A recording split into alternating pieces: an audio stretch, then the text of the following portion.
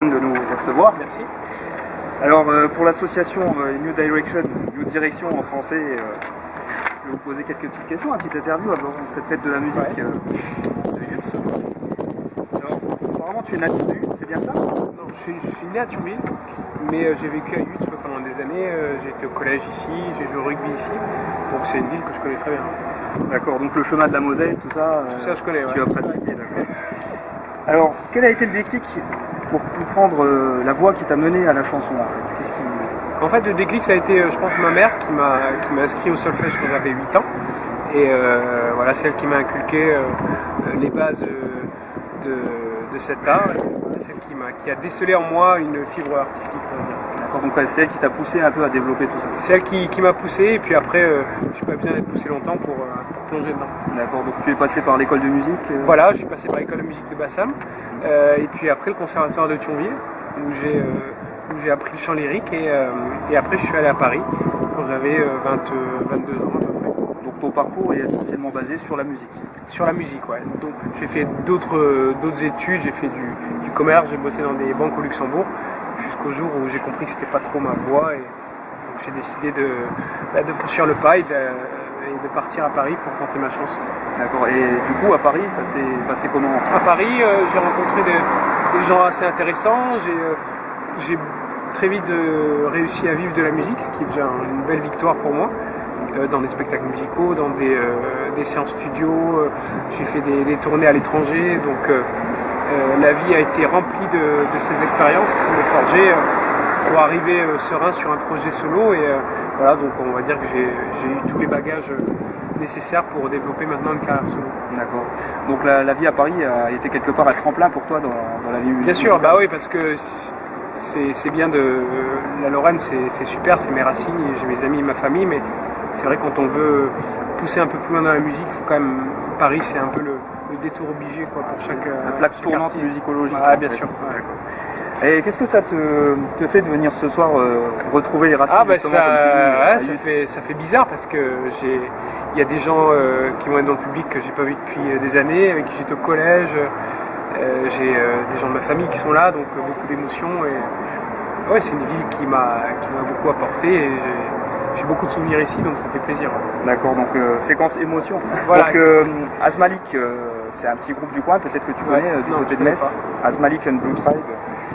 Et donc Fred, le guitariste, quel est le meilleur conseil que tu puisses leur donner pour avancer justement dans la musique? Bah, non, je suis un peu mal placé pour donner des conseils. Enfin, c'est pas que je suis mal placé pour donner des conseils, mais c'est que la musique c'est tellement aléatoire, et il n'y a pas de conseils, c'est suivre vraiment ce qu'on a envie de faire, défendre la musique qu'on a envie de défendre, et puis de faire tout pour y arriver, voilà, de tenir bon et de ne jamais baisser les bras, quoi. Après, la musique c'est très aléatoire, hein. Soit ça marche, soit ça marche pas, on ne sait pas pourquoi, il y a une alchimie qui se fait dans un groupe, voilà, si on change le batteur, bah, peut-être que ça va nous amener quelque part, les rencontres aussi. Donc non, le conseil c'est de prendre avant tout du plaisir. Je crois que la musique c'est du plaisir, et je crois que si la réussite est liée à l'envie, liée au plaisir. Donc, ne jamais se fourvoyer s'il y a des gens qui vous disent mais il faut chanter comme ci, il faut chanter comme ça. Si nous on le ressent comme ça, il faut le faire comme ça. En fait, garder une ligne directrice, une ligne conductrice. Bien sûr. Écouter les gens, parce que c'est important d'avoir la vie des autres. Mais si on croit vraiment en ce qu'on fait, je pense qu'il faut y aller à fond, et pas se poser de questions, quoi. Et ne pas baisser les bras. Pas baisser les bras surtout, ouais. Alors, question de Joël, qui est aussi bassiste. Ouais. Est-ce que tu es épanoui aujourd'hui dans ta situation de musicien en solo? Je pense que tu as répondu à la question. Bah, je suis épanoui, oui, bien sûr. C'est génial. On a signé, moi j'ai signé avec mon producteur Céline Moubi, qui a une production indépendante.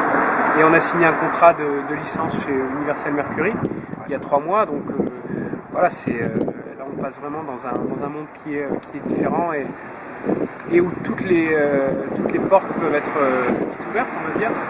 Mais après, moi voilà, c'est du travail, c'est vraiment du travail, c'est du travail en équipe. Là on prépare l'album, on finit l'album cet été. Donc je crois que j'ai même pas le temps de me dire que je prends du plaisir, en fait, parce que c'est tellement de travail que je suis la tête dans le guidon, et je je crois que j'ai pas encore assez de recul pour me dire, voilà, pour kiffer ce que je suis en train de faire, même si je le kiffe, c'est sûr, mais en tout cas, voilà, je suis pas encore à un stade assez avancé pour me dire c'était super. Voilà, on bosse en ce moment, on prépare les scènes, on prépare l'album. Donc c'est du travail à part entière. Ah, c'est du travail, ouais, jusqu'à 7h du matin, c'est vraiment du gros travail. Ouais, d'accord. Donc c'est le métier qui veut ça. En fait. C'est le métier qui veut ça, ouais. Et puis il faut bosser, quoi. Dans tout art, c'est pareil. Hein. Un peintre, il doit bosser. Une chanteuse lyrique doit bosser. Comme un danseur, il faut entretenir son corps. Il faut prendre des cours. Il faut avancer, quoi. Donc c'est vraiment un travail à part entière. Comme on disait, 10% de talent et 90% d'expérience à côté. Ouais, exactement. Petite question aussi de Christophe, le coup de pouce, le grain de sable qui a fait que tu en es là aujourd'hui et qui t'a vraiment permis de te propulser. Tu as parlé tout à l'heure de ta mère qui t'a vraiment initié à la musique, et puis le tremplin de Paris. Bah, après, il y a eu le tremplin de Paris, et puis il y a eu ma rencontre avec, excusez-moi, avec mon producteur, qui, voilà, après un concert, a dit, il est venu me voir, il m'a dit, écoute, moi j'aime vraiment ce que tu fais, j'aimerais vraiment me lancer avec toi dans cette aventure, et voilà, c'est une rencontre. C'est une rencontre, mais avant la rencontre, il y a du travail, il y a des répétitions, il y a voilà, multiplier les endroits où on va jouer, faire des chansons, se tester, parce qu'avant il y a des chansons qui ne me correspondaient pas. Donc voilà, je l'ai appris au fur et à mesure. Et après, je me suis vraiment trouvé dans un univers musical bien défini qui est le mien aujourd'hui, et que je veux défendre, et j'ai toute une équipe autour de moi qui veut le défendre aussi. Donc voilà, mais c'est une histoire de rencontre, mais c'est un grain de sable dans le travail en fait. Alors, une petite question aussi que moi je me pose, c'est est-ce que le fait d'avoir signé avec une major, ça te laisse toute latitude à la liberté, ou ça on va dire, ça met des barrières quand même au niveau commercial, merchandising Non, mais il n'y a pas de barrière. Après, tout ce qui est merchandising, comme tu dis, ou autre, c'est vraiment un métier, et ça appartient à la maison de disques. Du coup, nous, on développe vraiment, on est vraiment assez libre parce que comme ils ont aimé mon univers musical, du coup, maintenant je fais du Corson. Donc, ils aiment l'univers Corson, donc je fais du Corson. Donc, je suis pas, j'ai toute la liberté. Tu es dans ton style, ouais, tu peux le garder ce style. Ah oui, bien sûr. De toute façon, personne ne me mettrait un couteau sur la gorge pour chanter ce que j'ai pas envie de chanter. Donc c'est la liberté artistique. C'est vraiment une liberté. Ouais. D'accord.